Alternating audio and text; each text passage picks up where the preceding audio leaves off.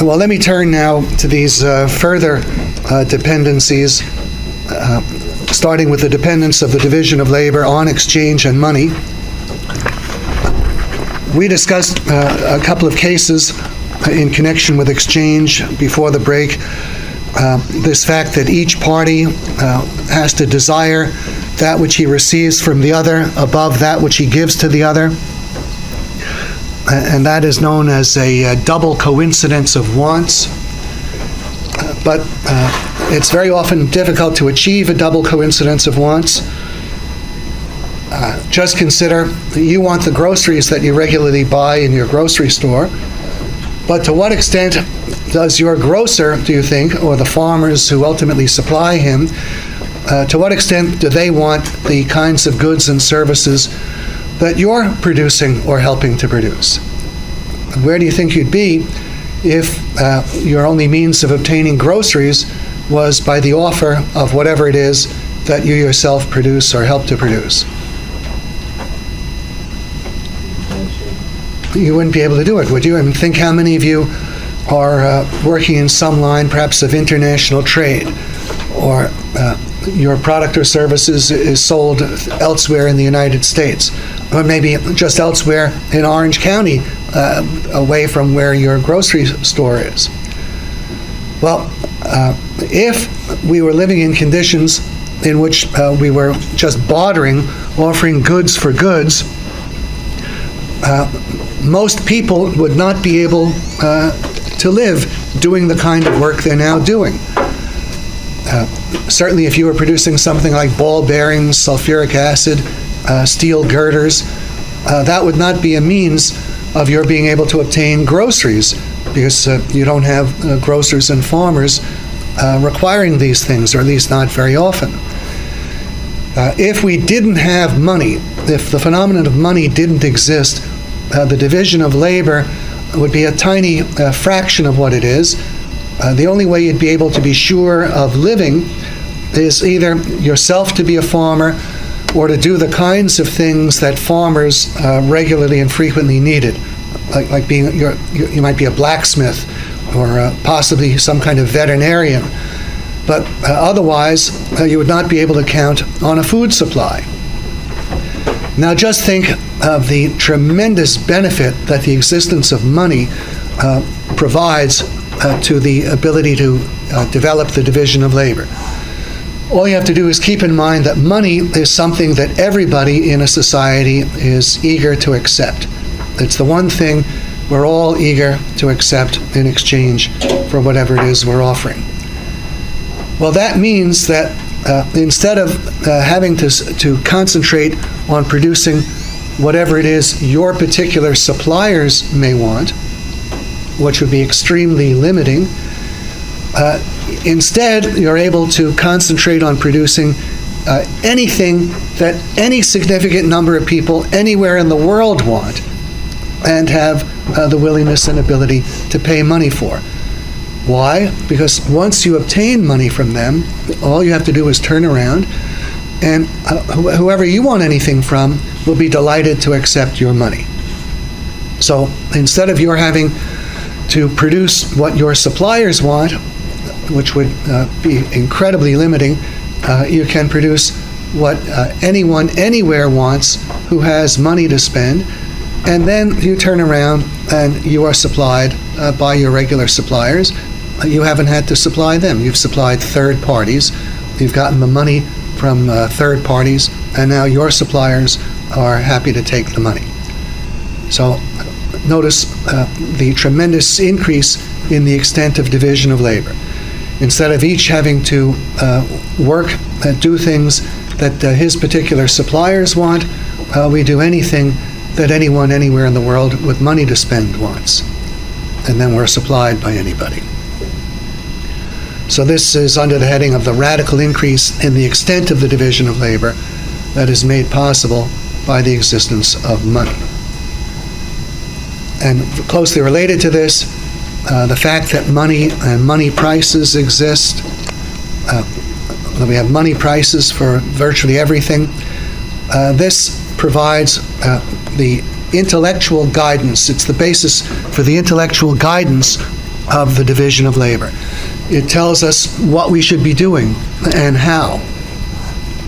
Just think, because there are money prices for the products being produced and money prices for all of the inputs used to produce them, it's possible to compare the value of the product with the value of the inputs and to know if the process is being carried on gainfully.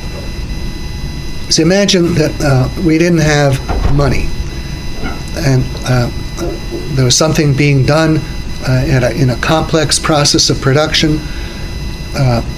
Let's say it's the question of constructing some type of factory to produce equipment used in iron mining. Okay, you have the different materials to construct the factory. You know how much services of machinery of different types you'll require. You know how much in the way of labor services of different kinds will be required to construct this factory. This would be a physical enumeration of all of the means of production required. And then there'd be the resulting factory. Well, how would you have any idea if this was a worthwhile process to carry on? How would you know that it's worth building this factory? You really couldn't tell.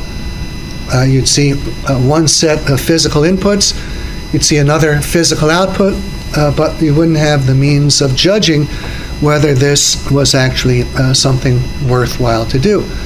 But when you have money prices for the means of constructing the factory and the monetary value of the factory that will result, then you're able to make a judgment. Is the product of greater exchange value than the means of constructing it? And if it is, that's a profit. If it isn't, that's a loss, and you know what to do. So money and money prices make possible, as I put it, economic calculations and thus economic comparisons.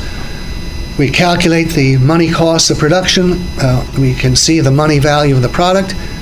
We're comparing them, and we judge, is the process worthwhile doing? We can compare different methods of production. Almost always there's more than one way to accomplish something. And how would we know which way to go? Well, the fact that they all have money prices, that they'll add up to different overall costs, that gives us a guidance. Other things being equal, we go with the lowest cost method. We know what to do. We can compare the profitability of different products and know which ones we should be working on, which ones we should eliminate. We can compare the profitability of investing in different branches of industry and know where to increase investment, know where to decrease it. We can compare the remunerativeness of different jobs and know, other things being equal, which one to work in. In other words, without money and money prices, we'd really be at sea.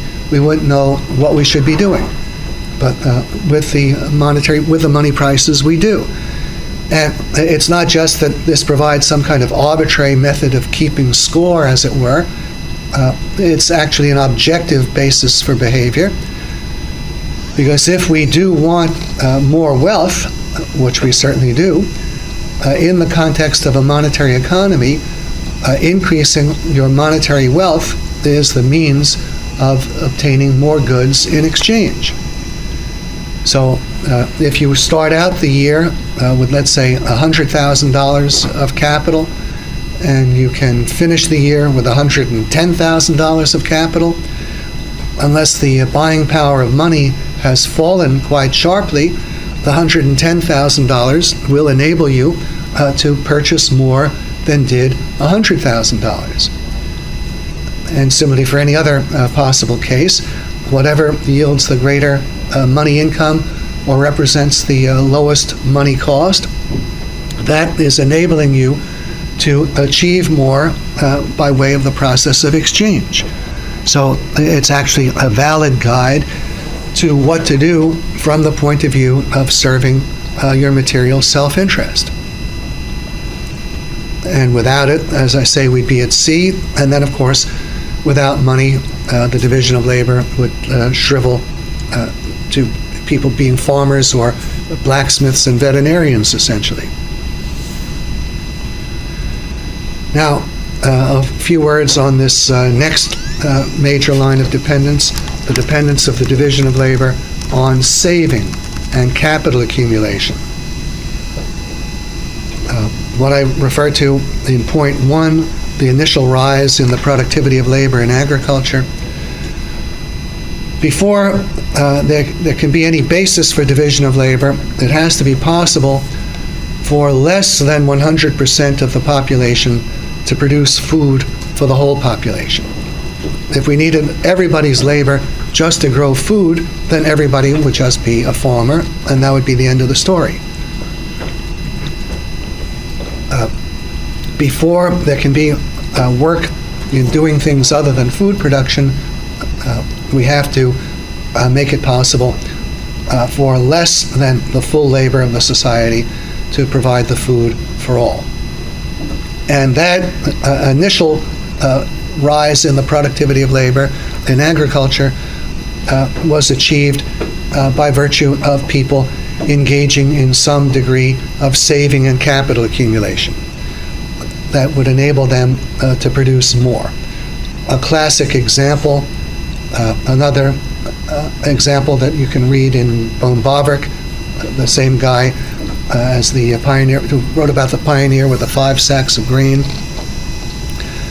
Well, an example he recounts from a still earlier author is a case of primitive fishermen.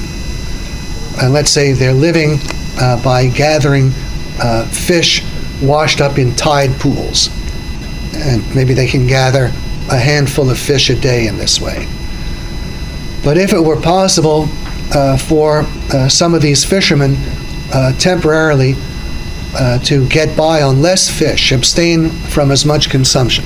Let's say they had been, on an average, gathering 3 fish a day with their hands washed up in tide pools. Imagine that they could subsist for some period on just 2 fish a day and devote 1/3 of their labor perhaps to producing some sort of boat and net. And this might take them, I think in the example, 100 days. And so they'd have, at the end of this period, they'd have constructed a boat and net. And now with the aid of the boat and net, they could go out and catch 30 fish a day, or some substantially increased quantity. Well, notice this degree of saving and construction of further means of production raises the productivity of labor. It could also be you devote a little less labor to gathering fruits and nuts, and some labor to producing some sort of primitive implement. That will enable you to produce more later on. So on such a foundation, it becomes possible for the productivity of labor in agriculture to become somewhat greater, and this means that not as many people are required in agriculture, and now there's a basis for some people moving into some other lines. Jumping ahead into the context of a modern economy, the role of saving and capital accumulation in connection with the dependence of the division of labor. A major role is under the heading that I describe as the division of payments. The division of payments. Just think how many different stages in production we have at which payments are made. Think for a moment of the total process entailed in making automobiles. What steps directly or indirectly enter into the production of automobiles? Materials procurement. Pardon me? Materials procurement. Okay, there has to be materials procured for the automobiles, but first those materials need to be produced, right? Okay. Okay. There's a production. Has to be a production of steel before there's a production of automobiles. A production of the rubber, and before there's a production of steel, what does there have to be? Mining. There has to be the mining of the iron ore. And before, I guess at some early primitive stage, before there was the production of iron ore, maybe you didn't need the production of much else. If you had a very rich vein of iron ore, someone might scoop up some with his hands.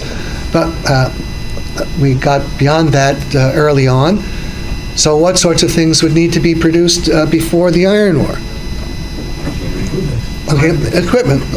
At the earliest time, a shovel perhaps. And now today, before we mine iron, we're producing quite sophisticated iron mining machinery, right?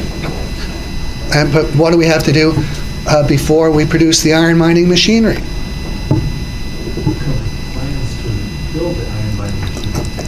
Okay, we need a factory from which the iron mining machinery comes. And in order to construct that factory, what did we need? Materials to build the factory, presumably earlier iron and steel, and still earlier equipment. Now, if you start thinking about the production of anything, I guess, there's an implicit history in the production of every good. First, the materials from which it's made had to be produced. Any prior materials, the equipment at the different stages, the materials to produce the equipment, other equipment to produce those materials. It goes on back. We can probably trace the history of each good back to the days when the first caveman made the first tools. Everything keeps going back because there's earlier tools, earlier materials, etc. All right, well, we don't have to push it all that far. Let's just stop and consider when people buy the final products. Let's say someone today is buying an automobile.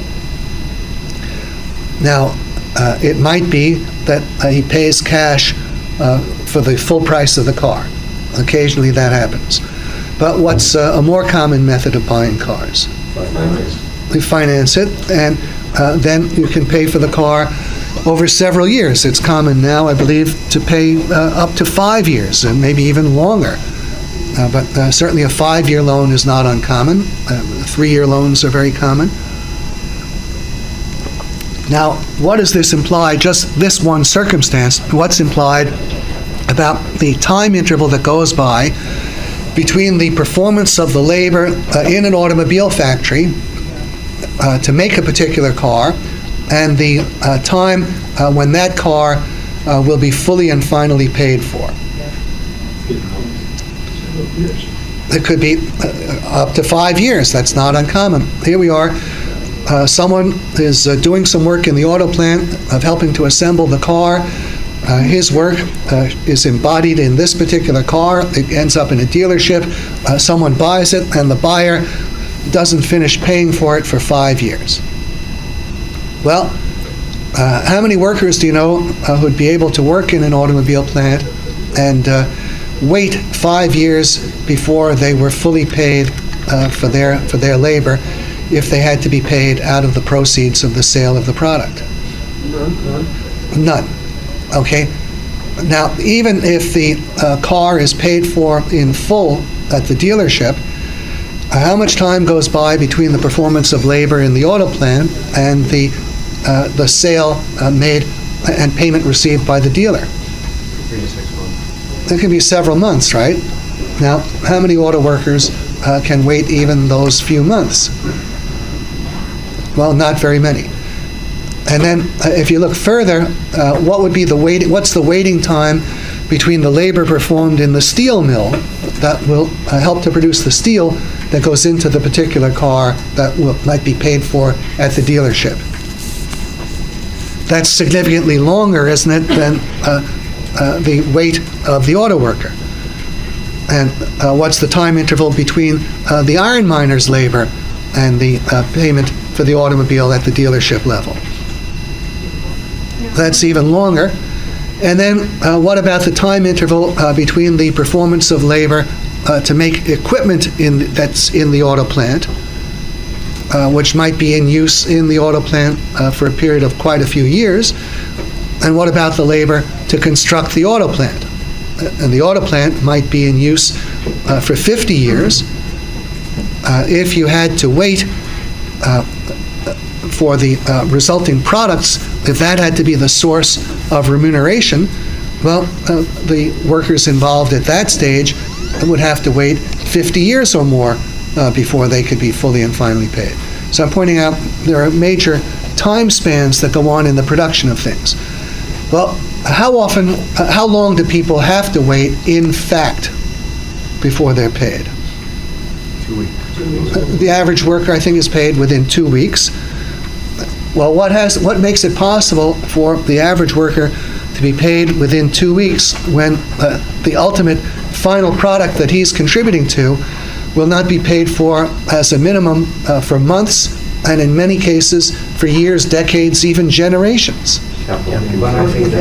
It's capital. It's the capital. There's the funds available to be laid out today as payments before the receipts from the product come in.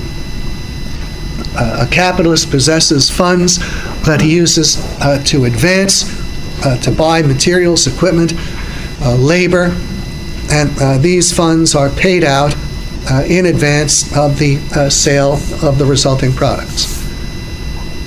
Now, an iron mining concern has capital. It uses some of its capital to buy iron mining equipment, employ the iron miners. It is paid for its iron ore, perhaps within 30 days, maybe a little bit longer. It gets payment within that time. It can afford to meet its payroll, buy its supplies, and so on before its capital is depleted or totally exhausted. It's taking in revenues. But it has to have the funds to advance in advance of taking in funds. And then what is the source of payment to the iron mine? Where do the funds come from to pay for the iron ore? From the capital of the steel mills. And so the steel mills possess capital. They're expending it for iron ore to pay the wages of their own employees, buy their own equipment, etc. And then they are paid within 30, 60, 90 days by the automobile companies. And the automobile companies have to have their capital. So there has to be capital at all of the different stages of production. The availability of the capital makes it possible for the different parties to be paid all within a reasonable time of the performance of their work or the sale of their products.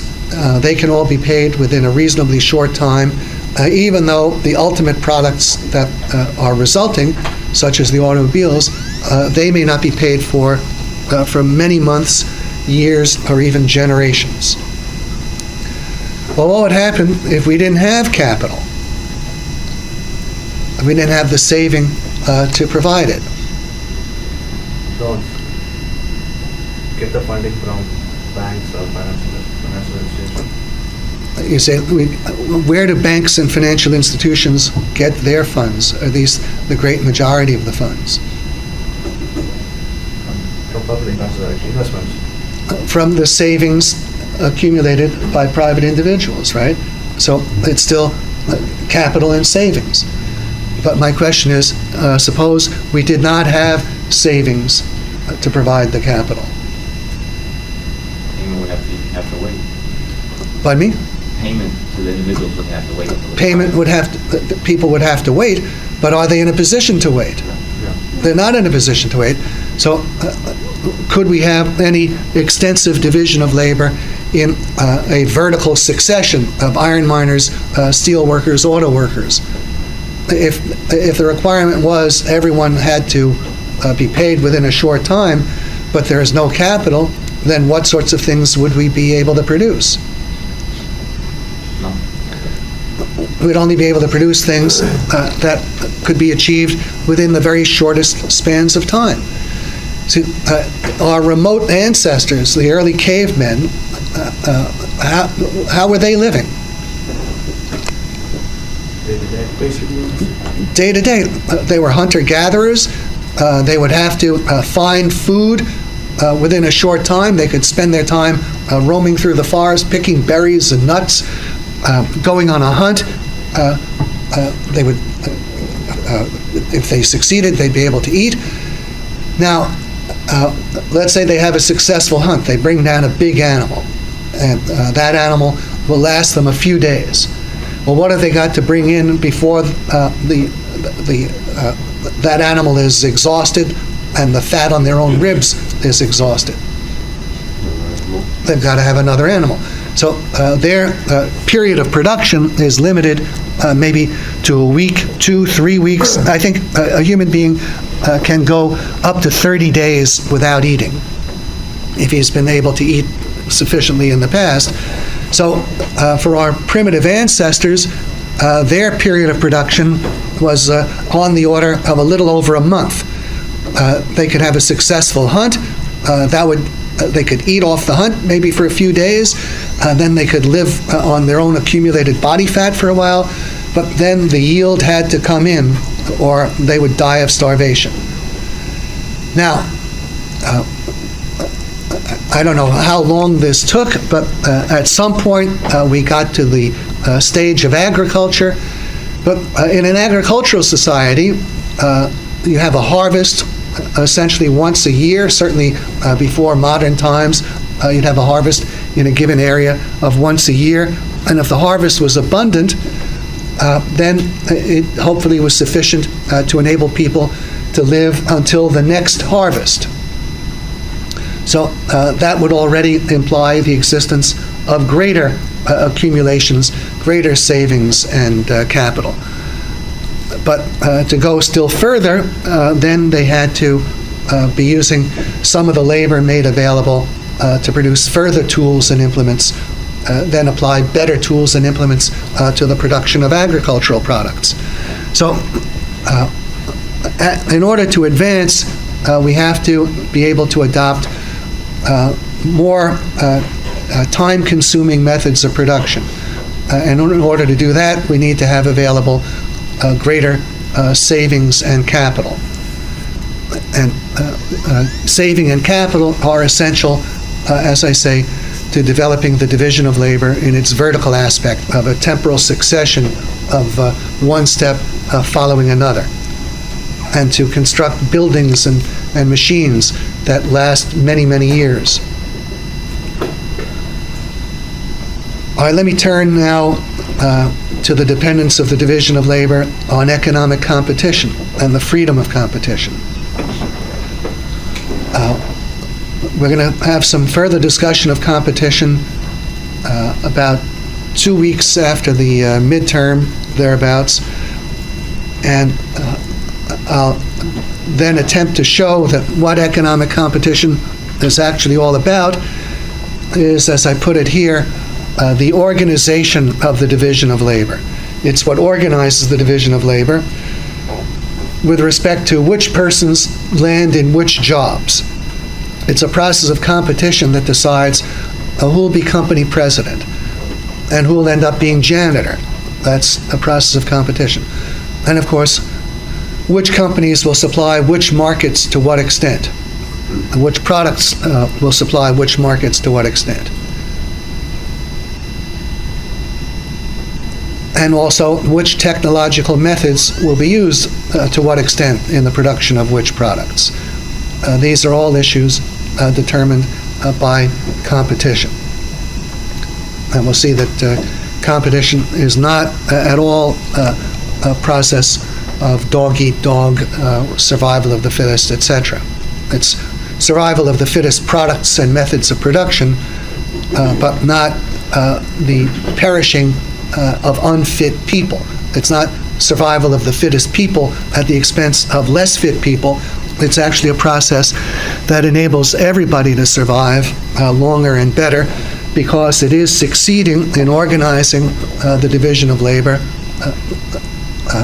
Let me try to put it this way.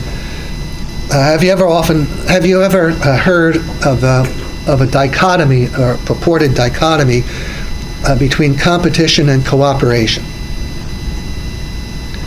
Have you ever heard anyone argue, instead of competing with one another, we should cooperate with one another? Yes. I think that's a fairly common attitude. But what I'm trying to say here is, if we think about the division of labor, the division of labor is the one great process of social cooperation.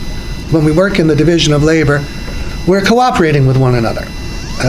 Just think the fact that there are people out there doing so many specializations from which we all benefit in our capacity as buyers. We're performing our specialization from which other people benefit. What is this but a process of social cooperation? Now, competition is the process of organizing this process of social cooperation. Competition is the process of organizing the division of labor. It's putting the right people in the right jobs, determining which products will serve which markets, to what extent, and which methods of production will be used. And in this process of organization with respect to people for jobs, as we'll see, there is room for everybody at the appropriate level of ability. It's not that the fittest survive and the weak perish. The best qualified might become company president, and then less qualified people become other things, and the very least qualified, well, maybe they end up as janitors. But there's room even for them. And they benefit profoundly from the superior ability of people in the higher positions.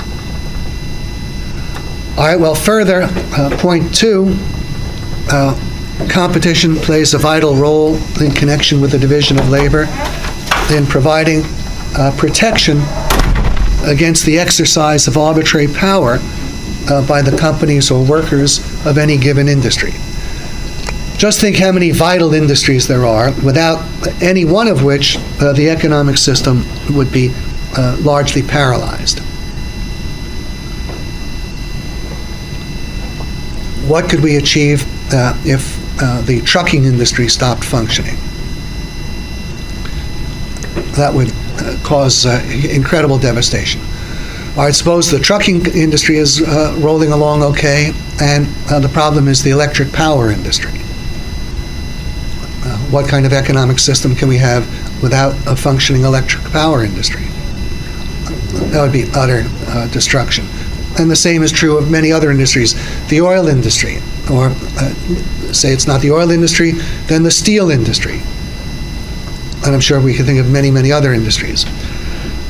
Well, competition operates to prevent such a thing from occurring. Because there's competition in the different industries, it's not possible for an industry to hold up the rest of the system for ransom. If any one company doesn't want to produce, there are others willing to take its place.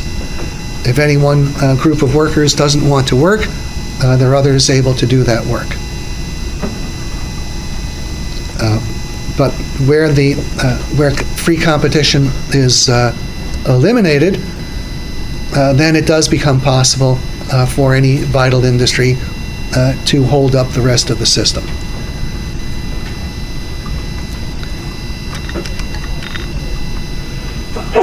Okay, let's turn to the next and final major area of dependency, the dependence of the division of labor on the freedom of economic inequality.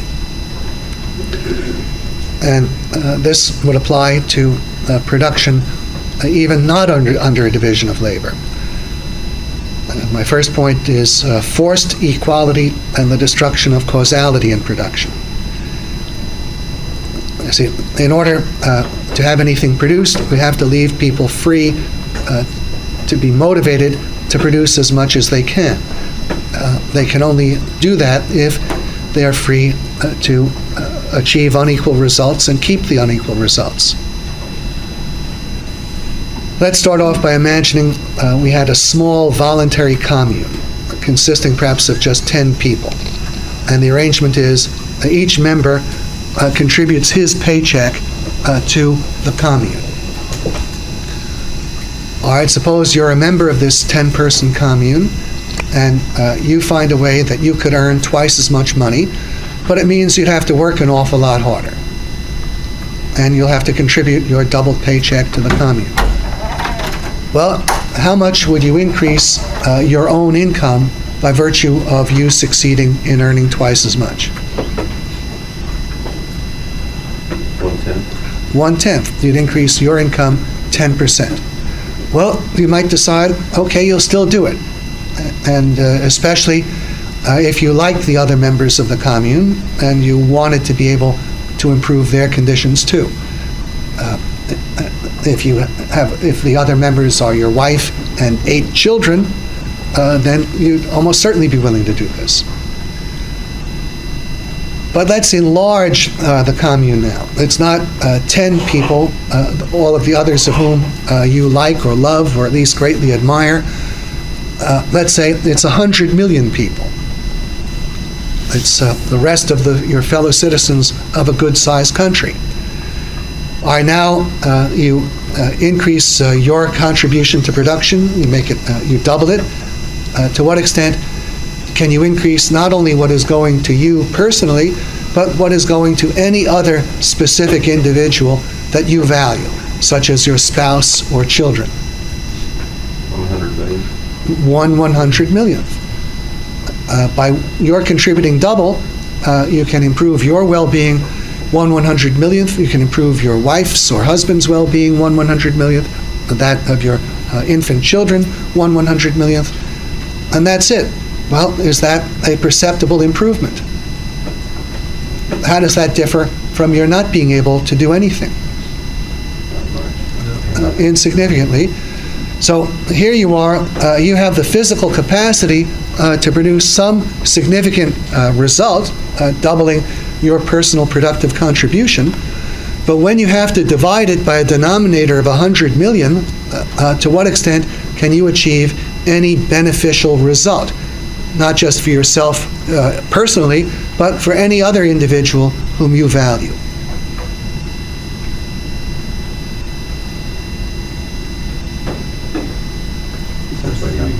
Are you able to accomplish anything of benefit to you or anyone you value when you have this large group commune?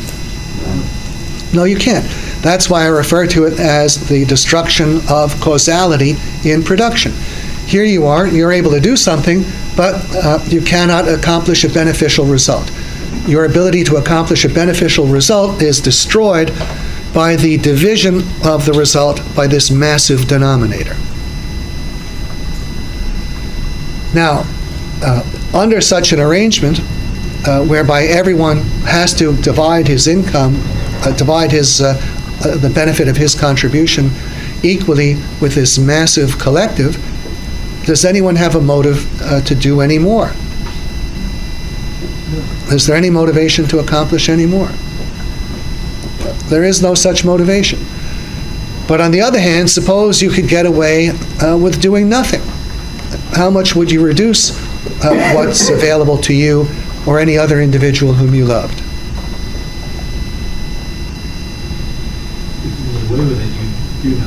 If you could get away with it, you'd do nothing. You'd spare yourself the strain and effort.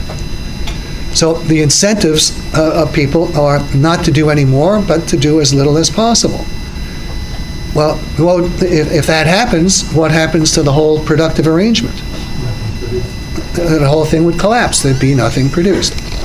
Well, what's necessary to prevent that? Threat of force.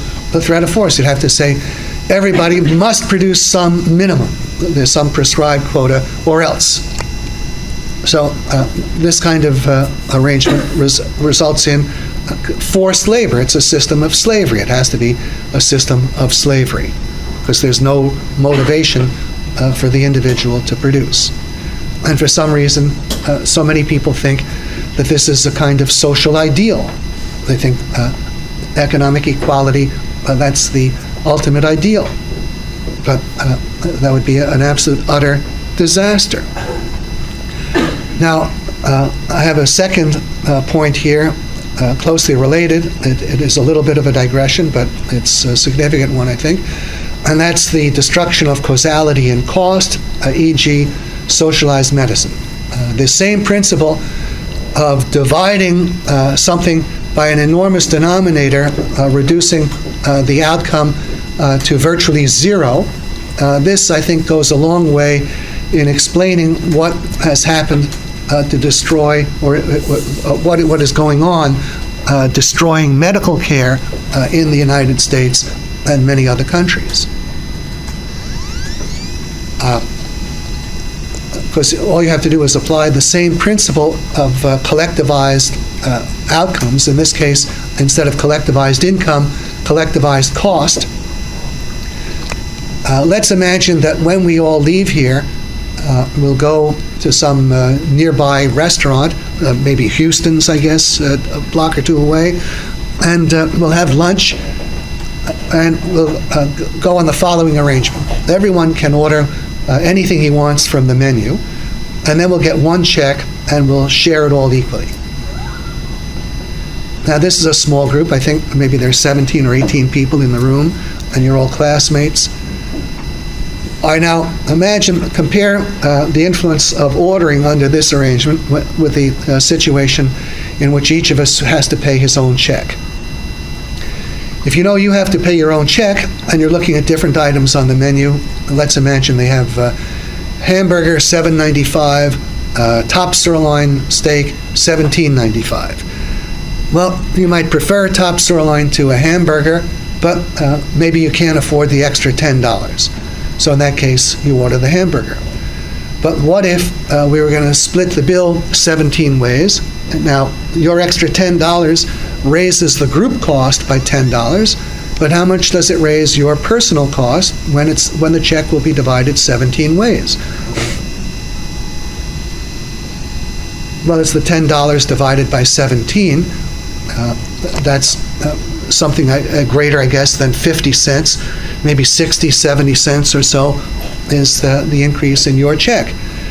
And as far as you're considering price, what has happened to the influence of the higher price on your readiness to order?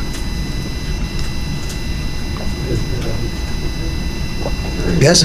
It's gone down. It's gone down. Instead of being $10, it's $10 divided by 17. Not much more than 50 cents. Well, now imagine we have, now in a class, many of you know each other, hopefully you all like each other, and so you might be thinking, okay, I could do this, but I don't want to screw my fellow classmates. And there might be some people in the class who, if they went alone, they would order the steak, they can afford it, but maybe they're thinking, many of my classmates aren't as well off as me, I don't want to sock my steak to them, so because they would have to pay for it, I'll only order the hamburger. That could happen. So some people might behave that way. But let's say they did, only there are some others in the class who don't. So the check comes around, and here you are. You didn't order the steak, you ordered the hamburger to go easy on everybody else. But you see, well, that guy over there, he ordered the steak. I didn't, but he did, so I'm paying for his steak. If we repeated this next week, what do you think the result would be? Then everybody, the people who had held back, they would jump in. All right, now imagine we don't have a small group where people would be influenced by personal considerations for others. It's a huge group, 100 million or more. What's the extra cost of practically anything? An extra $100, an extra $1,000, an extra $10,000. It's going to be divided 100 million ways. What's the extra cost to the individual? It's insignificant. Don't bother thinking about it. Well, that is the situation under socialized medicine. Under socialized medicine, the idea is the medical care will be free to the patient. The patient doesn't have to worry about the cost of the medical care. So whatever you medically need, that's what you'll get, and you don't have to pay for it.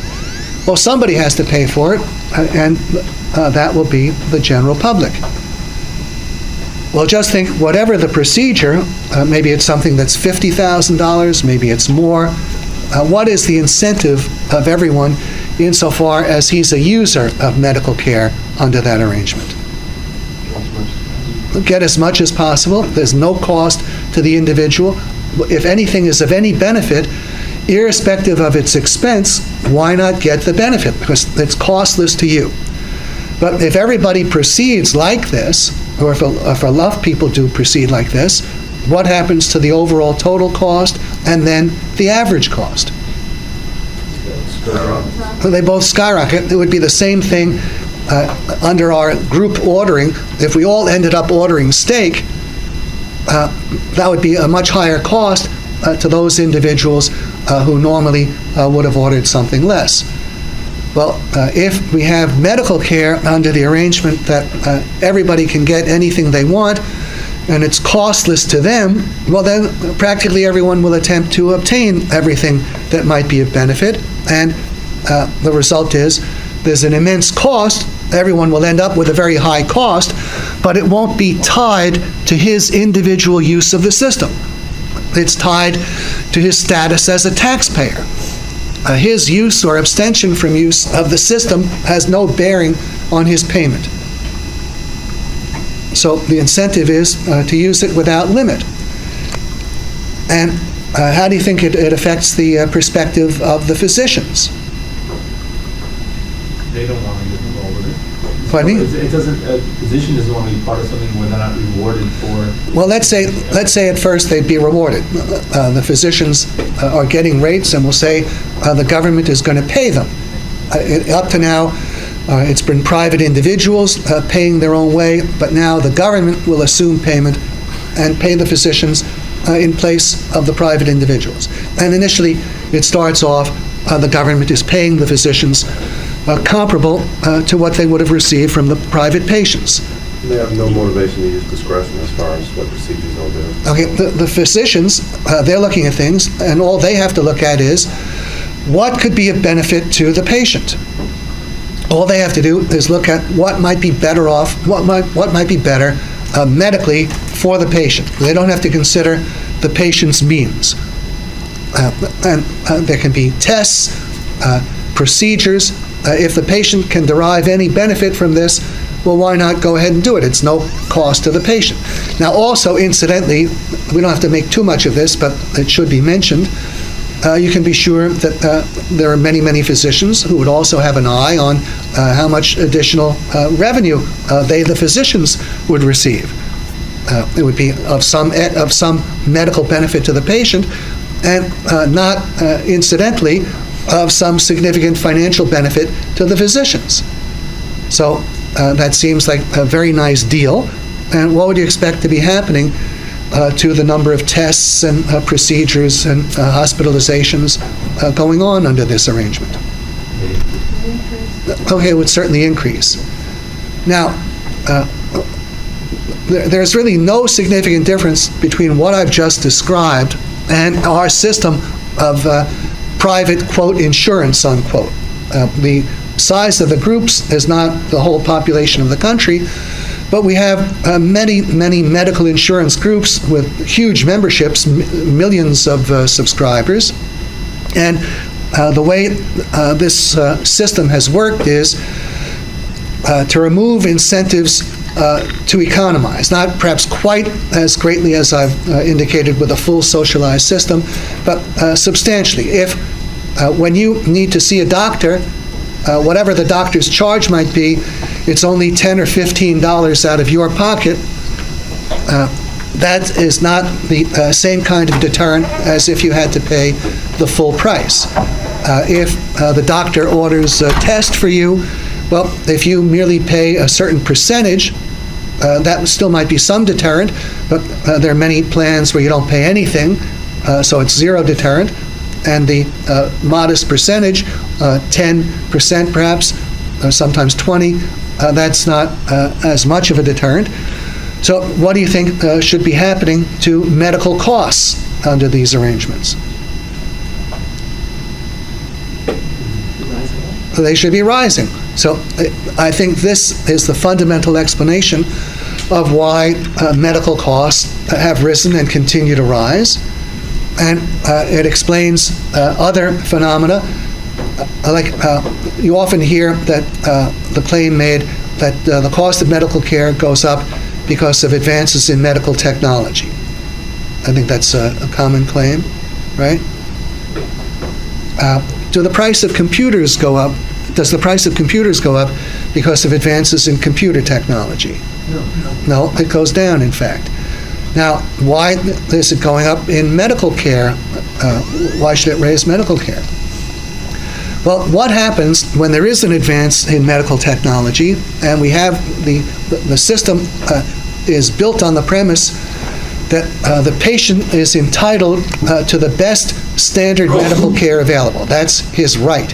He has a right to the best medical care available, and the insurance company must pay for it, or the government will pay for it, whichever the arrangement is. Yes, Ms. Fox? I guess what I want to clarify is, what you're saying is the patient obviously is only paying a copay. They're not paying the full amount of their service, so Right. they're going to increase. Yet if you look on the managed care side that's paying the physician, they're cutting what they pay them, so to reduce costs, not Yes. to reduce Yeah, the number of tests. right. Okay, that's a very good question. Ms. Fox is saying that the managed care programs and also Medicare, they're cutting what they pay physicians. They're trying to control expenses. This is where the system ends up. It gets to this point, but it starts out with medical care either being free or at a radically reduced cost, and you get what you want. And for a number of years, people like physicians, they're doing very, very well. Hospitals are doing well. But the budget is getting out of sight. Now, imagine we had an arrangement. This will be the deal. An utter stranger will be responsible for paying for your lunches. And we start out, you just go in anywhere you like and you order what you want. How long do you think it'll stay that way? What are you to the utter stranger? Does the utter stranger have any real motivation to say, well, I really got to be sure that Ms. Fox gets the lunch that she desires? So when we get to that point, in the long run, even though if it starts out that way, in the long run, where impersonal strangers are in charge of the spending for people, if we were talking about their lunches, do we think that they would end up with a diet of sirloin steak and baked lobster, or something closer to dog food?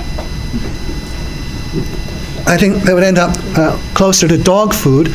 And you see, the government, the insurance companies are out to restrain what they pay to the doctors, because the basic system, in the absence of such restraints, the system would operate, the doctors would just be socking it to the insurance companies, hand over fist. Maybe they'd be offering legitimate medical care of some benefit, but far beyond what the patients could actually afford. So the insurance companies need to turn around and restrain that. And that's why they're controlling it. And then the same with Medicare. This is the movement from the steak to dog food. That's what we're in process of doing with the HMOs, because there's an unlimited claim on them. And for the same reasons, the insurance companies and the government, what attitude must they have toward advances in medical technology? Let's say here we are, there's some new procedure. It can be used to save a life. A few years ago, when multiple bypass surgery came into vogue, what do you think the attitude of the insurance companies was toward bypass surgery? They're terrified by it, because suppose here we are, we have a procedure that might cost $50,000 or whatever, and the arrangement, the system is operating on the principle that everyone is entitled gratis, or almost gratis, to state-of-the-art medical care. So here's something that's coming out to advance the state-of-the-art, and it's hugely expensive. And all of a sudden, everyone will want it. Well, what does that do to the expenses of the insurance company or to the government's budget if it's footing the bills? It'll send it way up. So what is their interest with respect to such an advance? Do they want to see it appear, or would they like it not to appear, to be classified perhaps only as an experimental procedure, which they were not obliged to finance? I think obviously the latter. Now, in a free market, if we had free medical, free of government interference, not free of price, in a free market, there could be bypass surgery introduced, and initially, only extremely wealthy people could afford it. It would be beyond the means of most people. They'd regrettably be out of luck. But then, what would you expect to happen to the cost of the procedure as more experience was gained and people started thinking about it further, simplifying it? It would come down, it would become affordable to more and more people, and then people would live longer for less. It would be on the order of the kinds of improvements we get elsewhere, like in computers. Now, when a new computer processor appears, the top-of-the-line processor, what kind of price exists on the currently most advanced personal computers? That'll be the top-end price, right? And then when something further is introduced, that starts coming down, and computer prices have fallen incredibly. But suppose we finance the purchase of computers the way we finance the purchase of medical care. Suppose we had an arrangement, we have computer insurance. When you need a computer, you'll have a modest co-payment, or maybe no co-payment at all. The government will provide us with new computers at no cost to ourselves. Well, here's a new 3.6 gigahertz chip or whatever. What do we want? Now there's this new, more advanced computer. Wouldn't we all want it? What would be the effect of this arrangement on the costs of providing computers? It would be out of sight, and technological advances would be raising costs further. Instead of reducing costs, they'd be raising costs. You see, the whole problem with medical care and the effect of advances in medical technology on costs, it's because of the way we're paying for it. We're paying for it under a collectivized arrangement. And the tremendous administrative costs, the bureaucracy, that is a further derivative. The efforts of the insurance companies and the government to prevent themselves from being ripped off without limit. Mr. Underwood, then I'll get to you, Mr. Zink. So, with the healthcare industry, Yeah. you're saying that this guy can't afford better care, so he doesn't get it. But doesn't that pose the ethical question? Okay, now, How does that fit into the scenario? okay, here's someone, he can't afford the better medical care, and he wouldn't get that care. Doesn't mean he wouldn't get any care, and there are people who might not be able to afford anything. The traditional solution in such cases was charity care, and physicians typically saw patients who couldn't afford to pay, or perhaps they charged them much less, and in some cases not at all. And similarly with hospitals, that's virtually disappeared now. And it would take quite a while to reconstruct. But you see, that is a problem. But we also have people who can't afford food. What is the solution for people who can't afford food? Pardon me? Well, they have food banks. Well, that can be part of the solution, but is the solution for the government to take over the grocery stores and farms and collectivize the payment for food? No. Okay. There's a problem for some people, and the way to address that problem would be through private charitable efforts, and until that could be done, then some transitional arrangement could be made. But it shouldn't be that that problem governs the character of the whole system. But if I am, so you're saying the response is charitable organization. Yeah, But in ultimately. a capitalistic society, if I am out to improve my wealth, Yeah. how does the charity fit? Because charity is giving away my wealth and not increasing my wealth. It only Okay. increases my inherent desire to. Okay, now, under capitalism, it's the pursuit of material self-interest under freedom. But anytime we want to acquire wealth, we don't want to acquire wealth as an end in itself. We always want to acquire it for further purposes. Like part of your wealth is your automobile, but you don't want the automobile just to have it sit there, presumably. You want the automobile because of what it can do for you, right? Okay, now, are we interested in any way at any time in the conditions of other people? Personally, truly. Yes. I think I may have given this example. We go to movies, we read books, right? And we see and read about characters that are not personally connected with us, but we can profoundly sympathize with their plight. So some innocent victim is about to be murdered, and we're terrified, perhaps, and we want the police to save the victim, and we're deeply emotionally involved. Or some innocent person is suffering through no responsibility of his own, and we would like that person to get out of that situation. So we do have sympathy for people in straitened circumstances and facing severe hardship.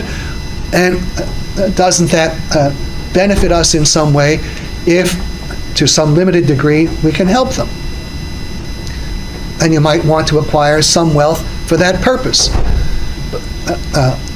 This is not sacrificial. I think it's positively satisfying. It makes us much happier if we didn't have to see the sight of suffering children through no fault of their own, if we could do something that would improve their condition. That's something we'd want to achieve from the point of view of our own self-interest, properly understood. But there are limits to it, and so we might contribute a few percent of our earnings that way, but not the totality, not the majority, not a huge proportion. So I think that there is a basis in self-interest for some limited, reasonable degree of charitable help to other people. But that's been essentially destroyed, and the more we collectivize the society, I think the more that gets destroyed, because then we tend to view each other more and more as just out to gain at the expense of the loss of other people.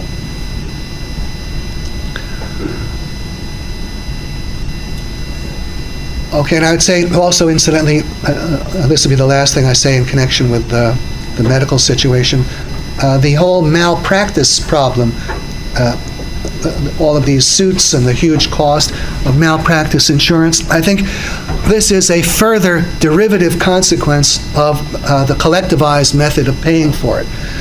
See, if we adopt the principle that each individual is entitled, irrespective of his financial circumstances, is entitled to state-of-the-art medical care, then whenever state-of-the-art medical care is not offered, what is it? How will it be construed? As some kind of malpractice. So that goes through the roof. And the way to get out of this quagmire, I believe, would be to start eliminating the third-party payers, introduce payment by the patient to the fullest possible extent. And one major step in that direction would be if the tax code were revised so that all of the employer contributions for medical insurance, as well as the present employee contributions, if both would retain their tax-free status, but be made tax-free take-home income to the workers. See, give every worker the option, or not just the option, mandate that whatever the employers are now paying to the medical insurance companies as premiums, that instead that, as well as what the workers are paying, that their medical insurance premiums now become tax-free take-home wage income. That would be one big step, not the only step, but one step. This would greatly enlarge the number of non-insured patients. You'd have a large group of people who would not have medical insurance. Now, the first thought is, well, this would be absolutely horrifying. Everyone would be faced with these incredible medical costs. But at the same time, things could be done to very sharply bring down medical costs.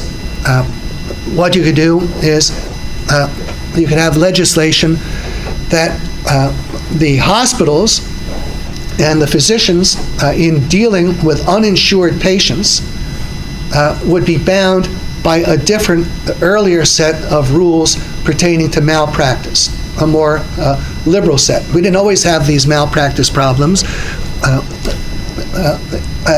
You could take the legal guidelines, perhaps the precedents prevailing as of some earlier period. I don't know what the cutoff date would be, but there would be a way to radically reduce the threat of malpractice suits and the cost of malpractice. And then additionally, and perhaps still more important, you could make it possible that, say, any 3 licensed physicians, if they're already licensed physicians, and any existing hospitals, they could decide to treat patients on their own terms. What is the cost of spending a night in the hospital nowadays? What's the bill, at least to the insurance company? $2,000. On the order of $2,000 a night. $2,000 a night. Now, there might be some cases, if you're in intensive care from some, like the hantavirus or something like that, if you have some really bizarre condition, maybe that kind of cost is justified. But let's suppose that what you're there for is an appendectomy or you have pneumonia. I think these are the majority of cases. Does it really cost, do you have a real cost base justifying $2,000 a night? I don't think so. Have you ever stopped to look at the cost per night in a first-class hotel? Not the super deluxe hotels, but a nice, good hotel. A nicer place to stay than most hospital rooms, certainly. $400. Well, $400 I think would be quite high. I think you can get it certainly around here. Pardon me? 200 to 400, depending. I would say outside of places like New York City, closer to 200. I think you can stay at the LAX Hilton for less than 200, and that's a reasonably decent place. Well, if you look at the cost of good hotels and then calculate, well, we would need round-the-clock nursing care. Okay, how many nurses on a given shift do you need per patient? Maybe 1 nurse per 6 patients or something like that, or maybe it's 10 patients. You would allow for those things, a physician available, and suppose you had hospitals that wanted to concentrate on the more or less run-of-the-mill, relatively uncomplicated illnesses, pneumonia, appendectomies, etc.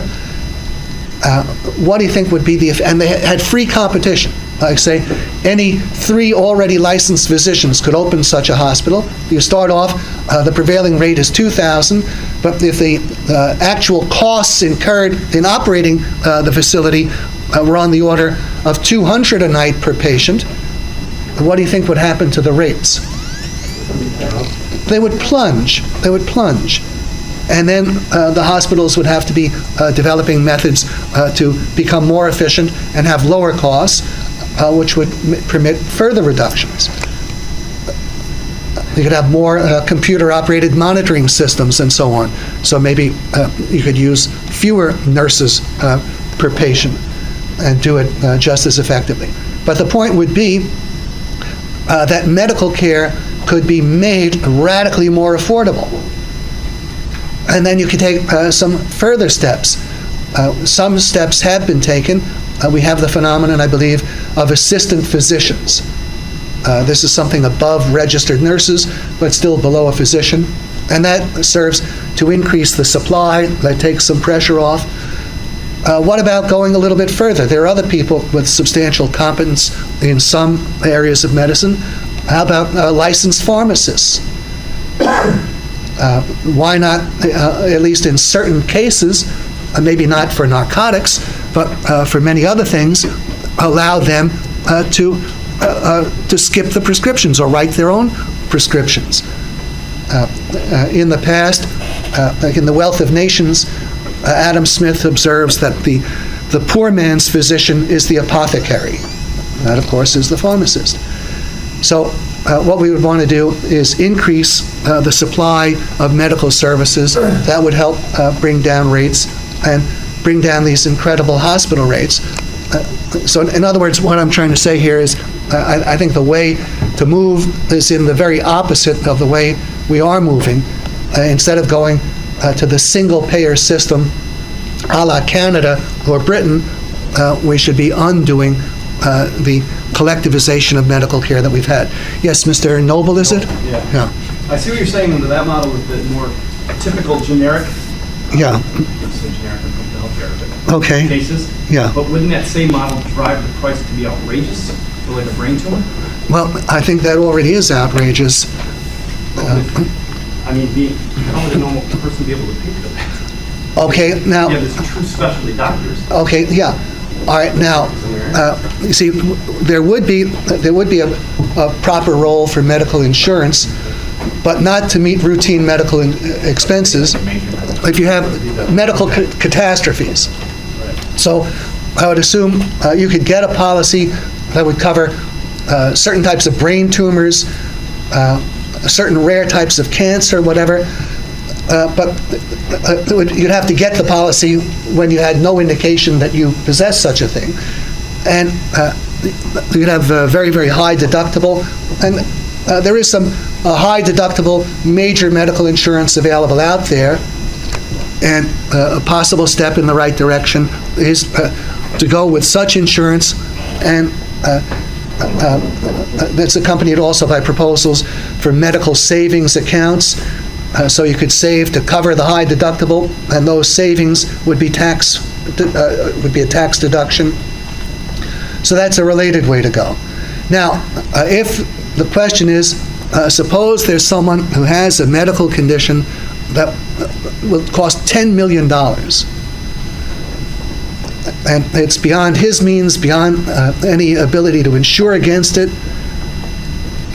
Well, I know this is a very terrible situation for the person and his family, but in that case, this person will just die. And there are times when there is no way around it. So you're saying that even though our technology has progressed, I'm just trying to, it seems like there could be some contradictory messaging here, because our system has progressed to elevate, the technology has facilitated a higher level of health and lifestyle, and that's a positive factor of capitalism. The negative factor is it might not be beneficial to everybody if they can't afford it. Well, it is beneficial to everybody, but you see, there's no system that can be devised whereby anyone can be made immortal. And there will be some conditions that are going to kill everybody sooner or later. Now, it might be possible to prolong life a little bit longer, but suppose the individual has to pay. Let's imagine here you are, you're 85 years old, 90 years old, and maybe some things could be done so that you could live another few years. And you're worth perhaps several $1 million. And maybe you could actually afford it. But then you'd have to, maybe that's what you'll do with your money. It's your money, you might do that. But I wouldn't be surprised that there would be many people in such a condition if even to live means they'll still be largely bedridden, or they won't be able to do very much. They'll just be able to spend a few more years having to be walked to the bathroom or whatever, and they won't have very much of a life, and they will then leave their children and grandchildren with nothing. I would say they might decide that it is not worth spending that much money to go on for those extra few years. Or they might. Well, what about the opposite example? What about a 30-year-old male who has children Okay. as a particular form of something that might not leave him that good. Okay, all right, let's say that. Let's say that there's a 30-year-old man, and let's assume he could actually be cured, but it would be at a huge cost. Now, certainly if he has the money, if his family has the money, that's probably what they would want to do. And maybe there would be many people around who would be willing to contribute if this is rare enough. But then I would say you would also have to think that if you're asking other people to pay for it, that maybe they just wouldn't consider that as important as doing whatever else they're doing with the money. I mean, we actually have these situations confronting us every day. And I would say the way that we are all behaving, as we demonstrate with what we do, we're keeping the money for ourselves. We don't have to look just at the 30-year-old man. You've seen ads on television. It costs just $1 a day to help a child in Africa or whatever. They'll have fresh water and so on. Okay, there are many people, I guess, who are contributing $30 a month for that purpose. All right, maybe some of you are. That's fine. Well, why don't you contribute another $30 a month, a second or third or fourth? And if you've seen the program or you've seen the ads and you're not contributing at all, what does that say about your preferences as to how to spend your income? Got better ways to do it. Pardon me? I've got more important things. Okay, there are things that you judge more important. Now, you see, I think this relates to the question raised by Mr. Wilson last week about interpersonal marginal utility comparisons, that the money to the richer person is less important than to the poorer person. But from the perspective of any given individual, your satisfactions at a far lower degree of importance are still more important to you than satisfactions of other people at a higher stage.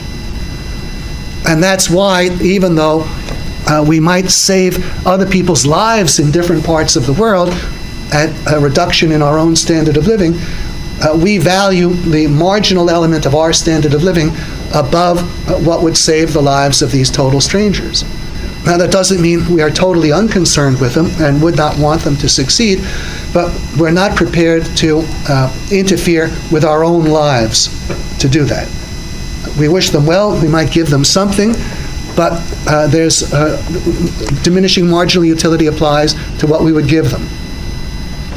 And I would say if you want to give them the best gift, it should be something to promote sound economic policy so that they could achieve prosperity on their own. And I know some people may judge that as harsh and cruel, but try to think of the alternative. Suppose we had an arrangement whereby everyone's life is harnessed to every life-threatening emergency of anyone else anywhere in the world. And nothing can be done. We can't do anything until every 30-year-old father is guaranteed his recovery, until every hungry child everywhere in the world is guaranteed good food. Now, we would like them all to have this, but to what extent are we prepared to work as farm animals yoked to having to pull them toward recovery? I don't think we are.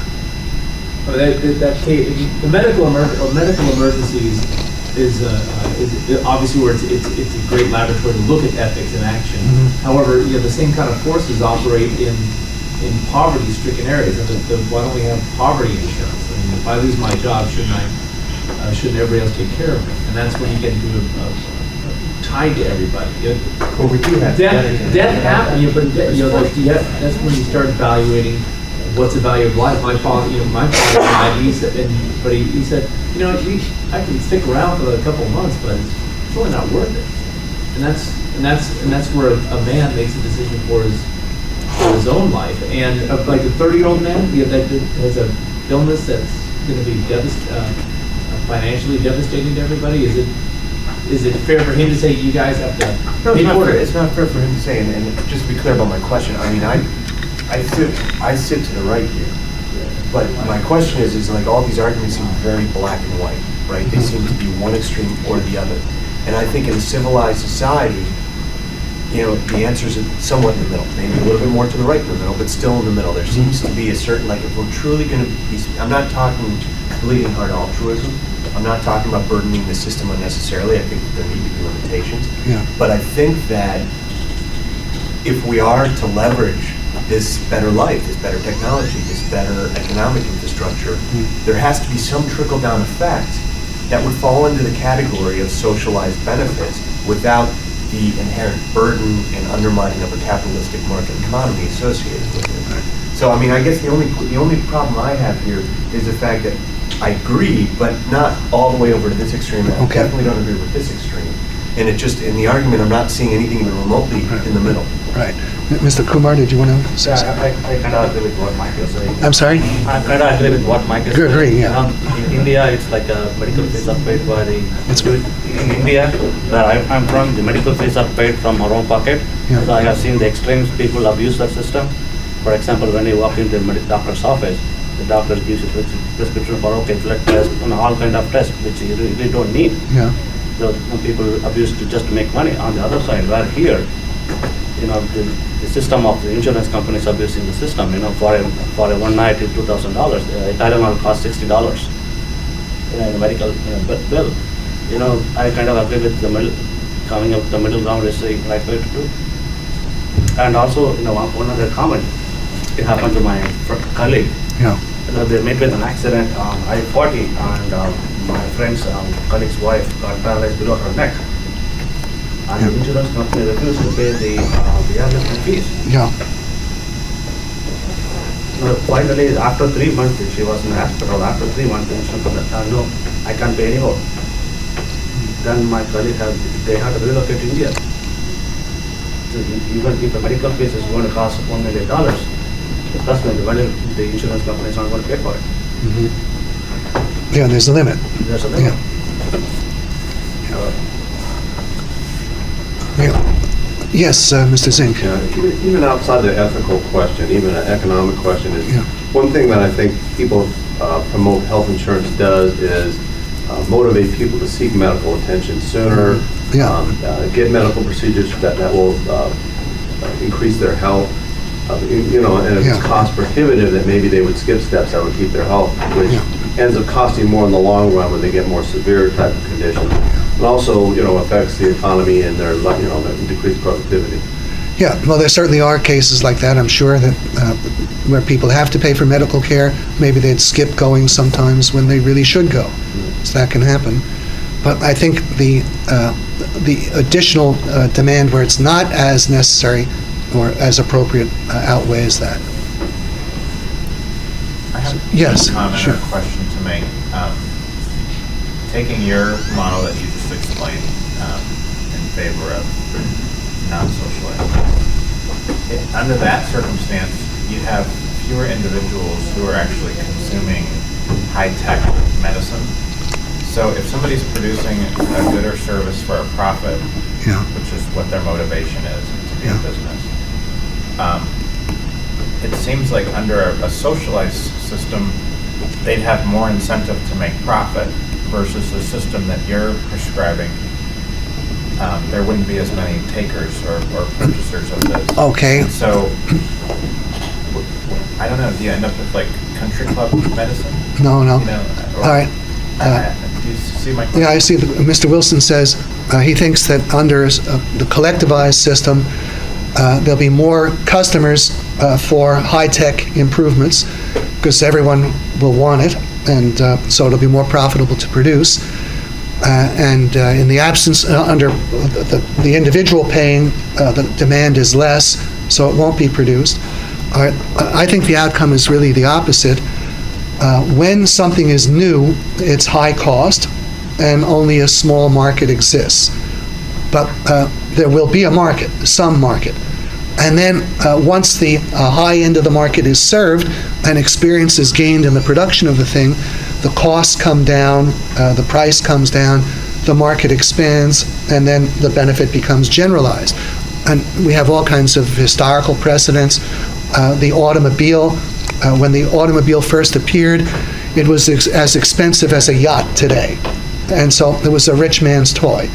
but that gave the industry its start, and then look where we got. Now, I think the same would be true with medical advances. Some would begin as extremely costly procedures that for a time only a small number of very wealthy people could afford.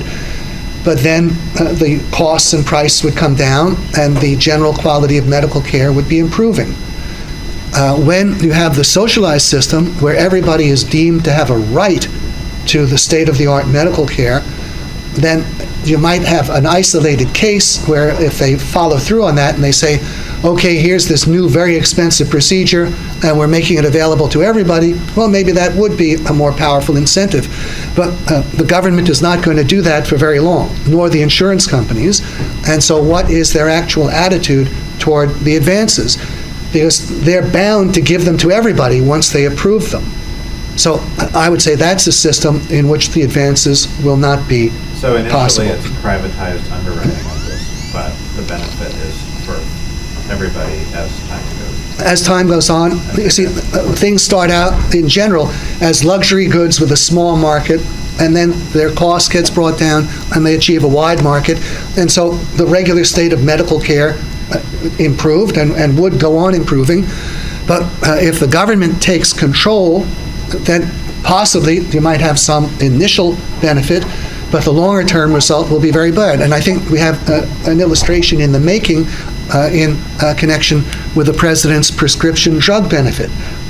It may be that the drug companies are in favor of this because they think, well, now the federal government will be picking up the tab for millions of extra doses of their pharmaceuticals. But what do you think the next step will be when politicians and editorialists start commenting, well, why is the government spending billions in buying these medications? Look at their profit margins.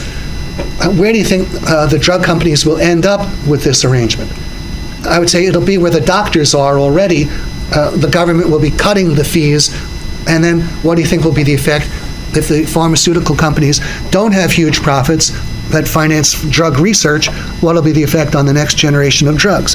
Ms. Fox. But don't we have the issue where, right now with the pharmaceutical industry, that patients are getting their drugs from Canada because it's a lower cost? Yes, that is going on to a considerable extent, and I think that what makes that possible is, my understanding is Canada's medical system is essentially a socialized system, and so the Canadian government, in effect, sets a price of pharmaceuticals in Canada. The drug companies make a profit, but they don't make the kind of profit you would make normally on patented innovations. They make a much lower profit. And now, if we adopt the same system, well, then we get the current generation of drugs cheaper. That would be true. But what is the source of the financing of the next generation of drugs? It's the high profits on the current drugs, and the high profits on the next generation of drugs is the motive to go ahead and develop them. So if you have a system where the innovations are going to be compelled to be priced in a way that only allows you to make an ordinary common rate of profit, what are you doing both to the incentive and the means of financing the development of further advances? I would say that's short-sighted. And the appropriate solution would be that Canada should change its system too. Ironically, there was an article, I think in yesterday's New York Times, about medical care in Canada. The Premier met with some of the heads of the provinces, and the federal government of Canada has agreed to pour in another $60 billion into their medical system because they have increasing waiting lists, waiting times for all kinds of procedures. The state of medical care in Canada is not to be envied by us. I mean, our own system has many problems and is getting worse, but from what I understand, theirs is worse than ours. Okay, I think you're all pretty hungry and are eager to get somewhere else, so I'm sorry we had to have this makeup class, but it was necessary. I thank you all for coming in. Have a really good day. And on Monday, I think you should bring with you both Supplement 3 and 4. We may be getting into 4 too. I hope we will. So have a good weekend. Thanks for the donation.